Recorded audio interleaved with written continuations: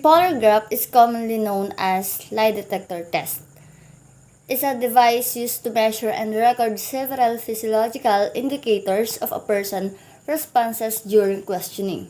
It collects data from sensors such as blood pressure, cough, electrodes for skin conductivity, and pneumograph for respiration.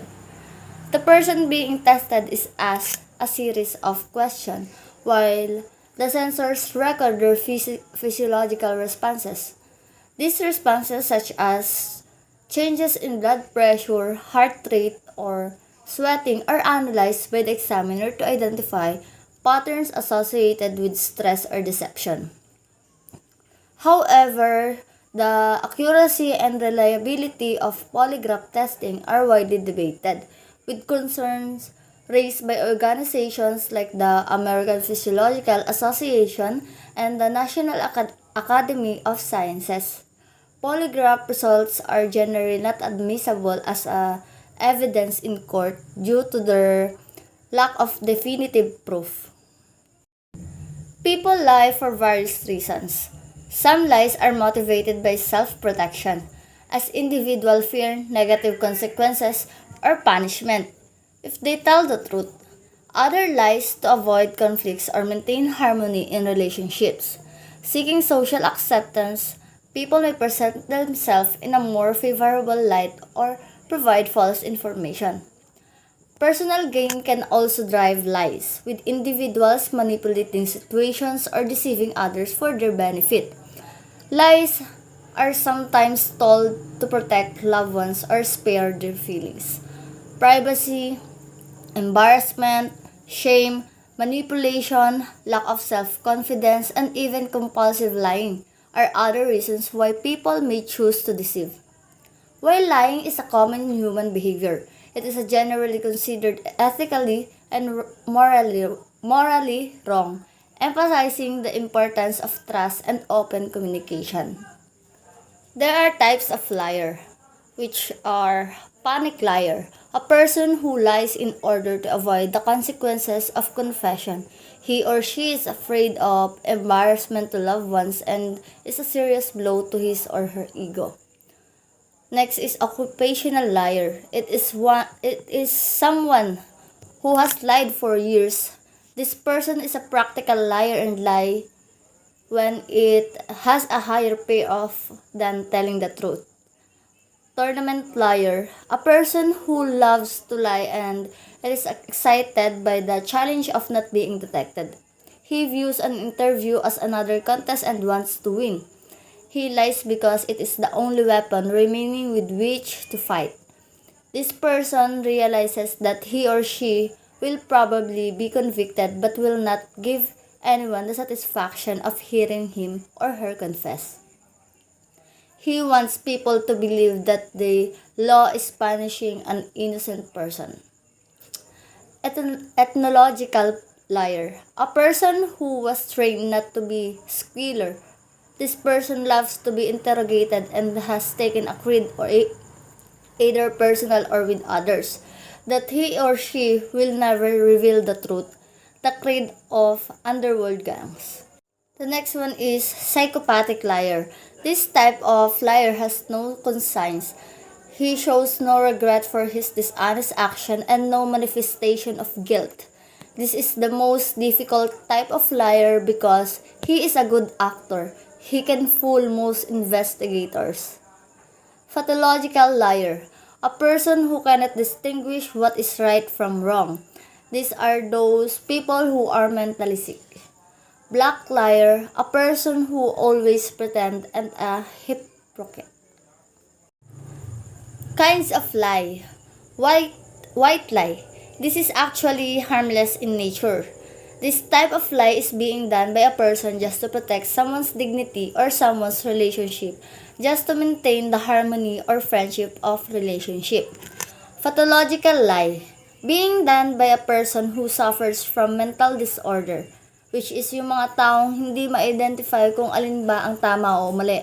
Mahirap makipag-deal sa ganitong tao dahil pinupush nila kung ano ang sa tingin nila na tama.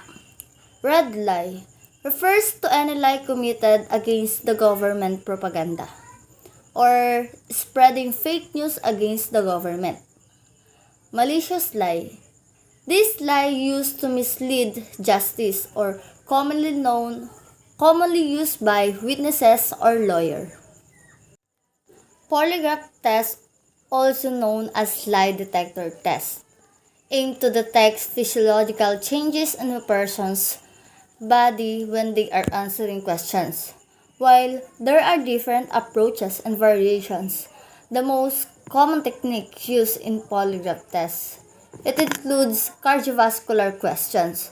These questions measure changes in blood pressure, heart rate, and cardiovascular activity. The subject is typically asked to answer yes or no to specific questions related to the issue being investigated. Next is respiratory questions. These questions focus on changes in respiration, such as breathing rate, or depth. The subject may be asked to breathe normally or to take deep breaths while answering specific questions. Next is galvanic skin response. This technique measures changes in the electrical conductivity of the skin, which can be indicated of emotional arousal or stress. Sensors are attached to the subject's fingers or palm to monitor sweat glands activity. Next is physiological stimulus test. In this technique, the subject is asked to provide a baseline response to neutral questions to establish a normal physiological pattern. Then, relevant and control questions are alternated to measure the subject's reactions. Control question test. These techniques involve asking the subject both relevant questions and control questions unrelated to the issue. The examiner compares the subject's physiological responses to differentiate between truthful and deceptive answers. Next is guilty knowledge test. This test focuses on specific details known only to the perpetrator of a crime or someone involved in the accident. The subject is presented with multiple choice questions, one of which contains the correct information. The idea is that a guilty person would show a stronger physiological response to the correct option. Comparison question technique. This method involves asking the subject a mix of relevant and comparison questions. The examiner compares the subject's physiological responses to both types of questions to identify any significant differences that may indicate deception. Pioneers of Polygraph. Daniel Defoe, a British novelist who wrote an essay entitled An Effectual Scheme for the Immediate Preventing of Street Robberies and Suppressing All Other Disorder of the Night, wherein he recommended that taking the pulse of a suspicious fellow was practical, effective, and humane method for distinguishing truthfulness from lying. It was an early and insightful suggestion to employ medical science in the fight against crime. In the fight against crime. Leonardo Keeler, who had gained first-hand experience in polygraph interrogation as a result of working with John A. Larson at the Berkeley Police Department, worked to devise a polygraph that used ink pens for recording the relative changes in a subject's blood pressure, pulse rate, and respiratory patterns, thus eliminating the need for smoking the paper and then preserving it with shellac. In 1926, the Keeler polygraph came on the market as the new and improved lie detector, an enhanced version of John A. Larson's polygraph.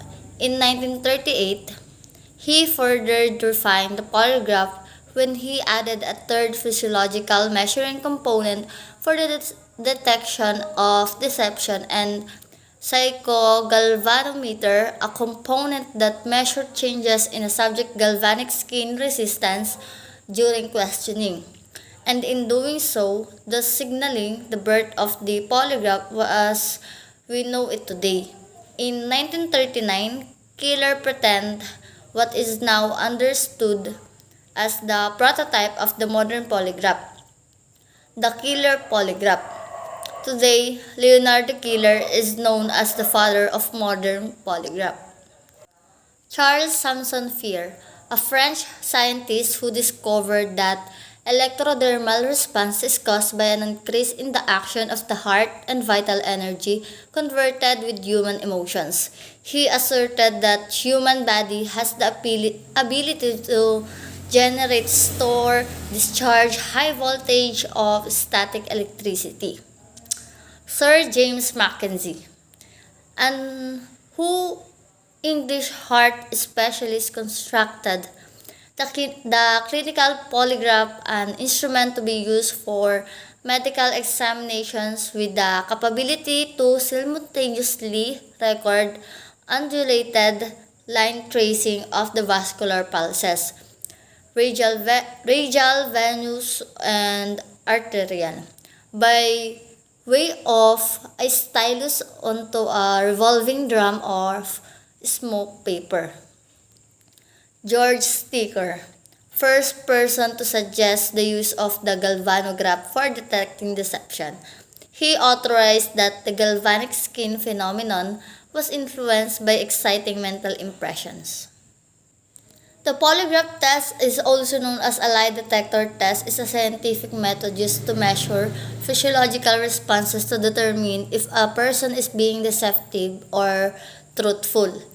It relies on monitoring changes in heart rate, blood pressure, respiration rate, and skin conductivity. Early method of deception detection focus on single physiological responses, but modern polygraph instruments measure multiple parameters simultaneously. During the test, relevant and control questions are asked, and the examiner compares the physiological responses to assess differences. However, the polygraph's accuracy is debated, as physiological responses can be influenced by factors other than deceptions, and skilled liars can manipulate the responses. The interpretation of result is subjective depending on the examiner's judgment and experience. Therefore, the polygraph should be used in conjunction with other evidence and techniques rather than relied upon as a sole determinant of truthfulness.